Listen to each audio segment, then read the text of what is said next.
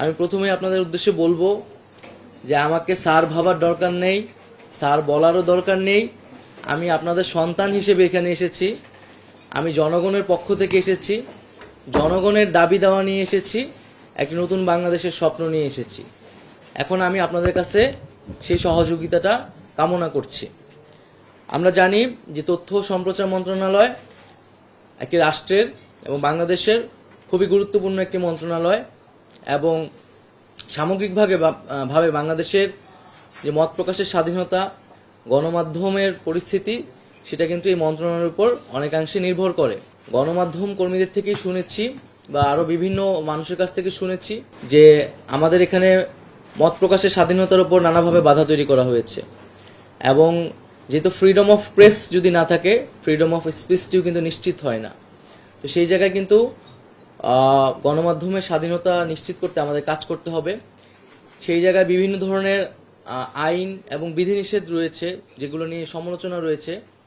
আমাদের এই আইন এবং বিধিনিষেধগুলো কিন্তু পুনর্বিবেচনা করতে হবে, যাতে বাক স্বাধীনতা বা প্রেসের স্বাধীনতা যাতে সেখানে বাধাগ্রস্ত না হয়। আমরা আরো গণমাধ্যম কর্মীদের কাছ থেকে সহযোগিতা চাচ্ছি।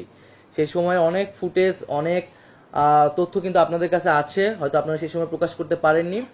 এই সময় কিন্তু এটা খুবই গুরুত্বপূর্ণ, কারণ তদন্ত চলবে, শুরু হয়ে গেছে বিভিন্ন ধরনের আন্তর্জাতিকভাবেও এবং দেশীয়ভাবেও বিচার প্রক্রিয়া শুরু হয়ে গেছে, এবং এটা তো আসলে আমাদের একটা ন্যাশনাল মেমোরিরও বিষয়।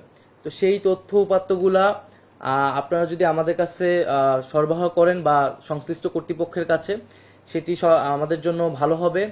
এবং আপনাদের কাছে আরও একটি রিকোয়েস্ট থাকবে যে আমরা এই মুহূর্তে যে ক্রাইসিসটা ফিল করতেছি, যে আহতদের পাশে দাঁড়ানো, সেই সঠিক তথ্যটা আমরা হয়তো পাচ্ছি না বা পেতে দেরি করছি, সেই জায়গায় আপনাদের সহযোগিতা আমরা আশা করছি।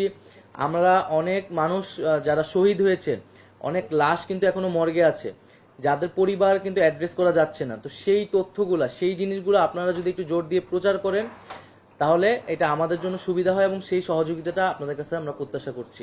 আমরা ন্যায় বিচার চাই, এবং এখানে যে যারা অপরাধের সাথে জড়িত ছিলেন না, তাদের প্রতি যাতে কোনো ধরনের তাদের বিরুদ্ধে যাতে কোনো ধরনের ব্যবস্থা না নেওয়া হয়, সে বিষয়ে আমাদের নির্দেশনা রয়েছে। এবং মামলাগুলো হলেও সেগুলো কিন্তু সুস্পষ্ট তদন্তের ভিত্তিতে সেই বিষয়ে ব্যবস্থা নেওয়া হবে, এই বিষয়ে কিন্তু আইন মন্ত্রণালয়কে নির্দেশনা দেওয়া আছে। আপনাদের কাছে আমার অনুরোধ থাকবে, আমার ছবি যত কম প্রচার করা যায়। আমি তো পালায় পালায় বেড়াইতেছি কয়েকদিন ধরেও, তো খুবই স্পেসিফিক কারণ না ছাড়া বা প্রয়োজন হলে সেটা আমি আহ্বান করব, জরুরি প্রয়োজনে ওই বিষয়ে আমাকে আপনারা হেল্প করবেন। আমার ছবি যত কম প্রচার করা যায়, সমালোচনাগুলা অ্যাড্রেস করা হবে, এবং সাংবাদিকদের সাথে বসে আমি মূলত তাদের কাছ থেকে শুনতে চাচ্ছি তারা কি ধরনের চ্যালেঞ্জ ফেস করে। আমরা দ্রুত সময়ের মধ্যে এটার বিচার চাচ্ছি। এটা নিয়ে আর কোনো ধরনের আমরা প্রহসন, এটা নিয়ে আর কোনো ধরনের টালবাহানা চাচ্ছি না। প্রায়োরিটি তো আমরা সব মন্ত্রণালয়ের সর্বশেষে একটা কাঠামোগত সংস্কারের কথা ভাবছি, যাতে দীর্ঘমেয়াদী এটার সুফলটা আসে।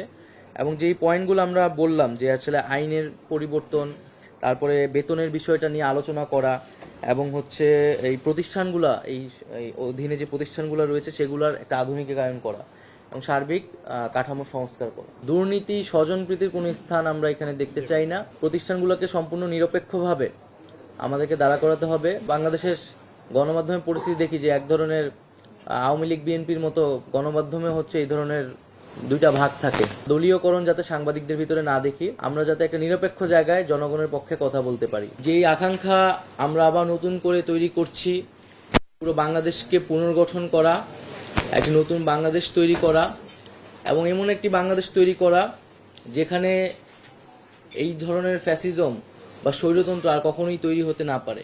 গণমাধ্যম এবং মত প্রকাশের স্বাধীনতার উপর কি ধরনের নির্লজ্জ হস্তক্ষেপ হয়েছে, আমরা চাই না যে সামনের বাংলাদেশে এই ধরনের ঘটনা ঘটুক। এই আন্দোলনে ছাত্র জনতা, শ্রমিকদের পাশাপাশি কিন্তু প্রচুর সাংবাদিক